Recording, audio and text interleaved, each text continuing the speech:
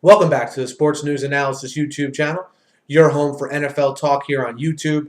My name is Mike. The top 50 free agents of the 2014 class. As promised, guys, I'm going to count these guys down from 50 all the way up to number 1. Some things to keep in mind. On this list are only unrestricted free agents. I didn't include restricted free agents on this list. Also, some of the criteria to keep in mind. I take into account age at the start of next season, performance this season, as well as injury history when making these rankings. And let's start right at number 50. I'll go with Zach Strief, the New Orleans Saints offensive tackle. And the fact that Strief is this low on the rankings and plays a premium position in offensive tackle should show you exactly what I think. He's a run-of-the-mill, average offensive tackle that can be serviceable in the right system. Zach Strief at number 50. At number 49, I have Travelle Wharton, who played this past year for the Panthers. And Wharton is a guy that, based on his performance this year, if he wasn't approaching his mid-30s, quite frankly, he'd be a lot higher on this list. But the fact of the matter is he's approaching his mid-30s. He's a guy that the Panthers got off the scrap heap at the beginning of the season and really solidified that offensive line. If you look back at the trajectory of the season for the Panthers, once he came in, solidified that line, they really took off in October.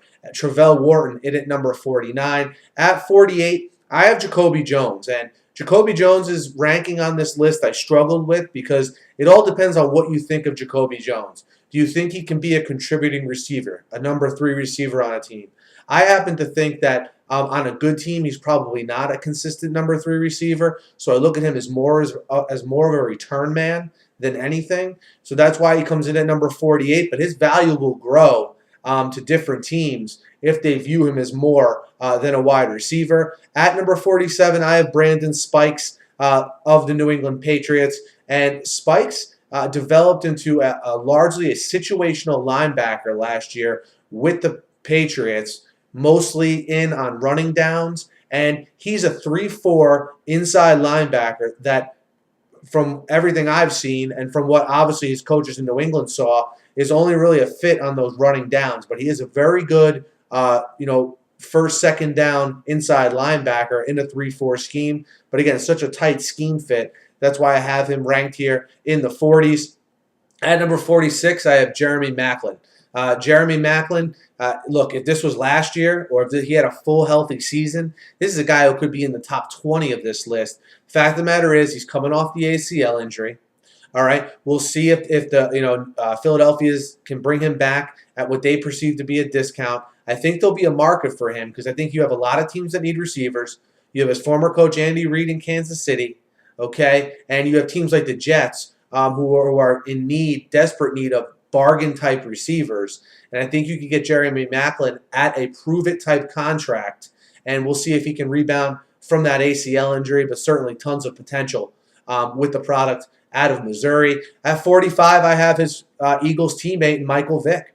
Michael Vick is the best free agent quarterback available in my mind in this market. I know some people say Josh McCown. Well, Josh McCown's 35 and not sure if he wants to retire. So that's what Michael Vick is the only quarterback on this list, okay? He's going to be 34 years old when the season starts next year. I think if a team is desperate, he could be a starter, but look for him to be a top-end backup, to go to a team with an unproven quarterback to hopefully get some starter reps. Michael Vick at number 45. At 44, I have Jordan Gross of the Carolina Panthers. And, again, a guy similar to Travelle Wharton, his Carolina Panthers teammate, where he had an excellent season, but he's approaching 35 years old and not sure if he even wants to play next year. So I can't put a guy who doesn't really know if he wants to play next year that high on the list.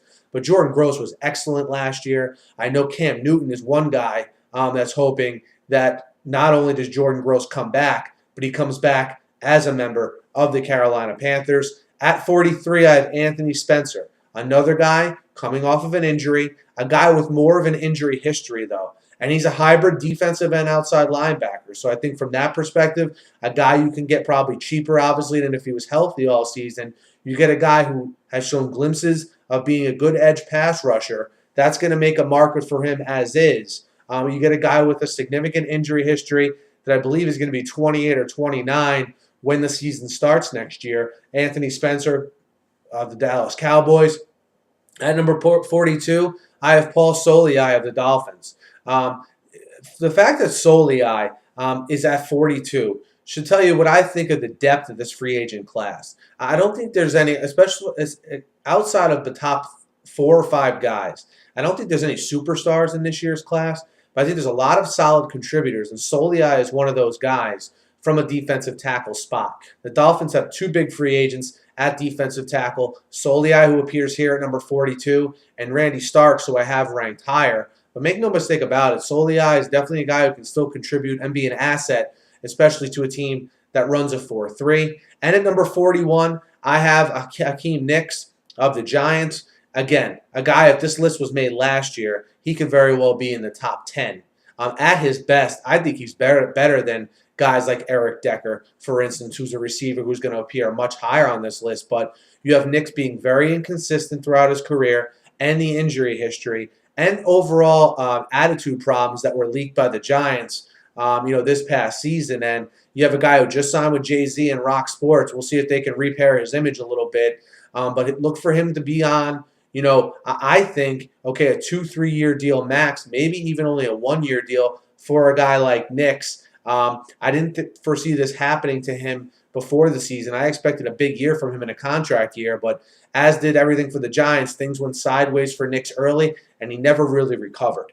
Guys, those are my players 50 to 41 here, okay? I'll be doing 5 separate videos, so 50 to 41 and so on every 10 spots until we get to number 1. Let me know what you think of numbers 50 to 41. Hit me up in the comments. Hit me up on Twitter as well. Guys, I make lists like this to have something to definitely talk about and banter about, so be sure to hit me up. Also, be sure to subscribe. It's completely free. Be a good way for you to follow the list, and also catch all my other NFL-related videos here on YouTube. Thanks as always for listening, and have a great day.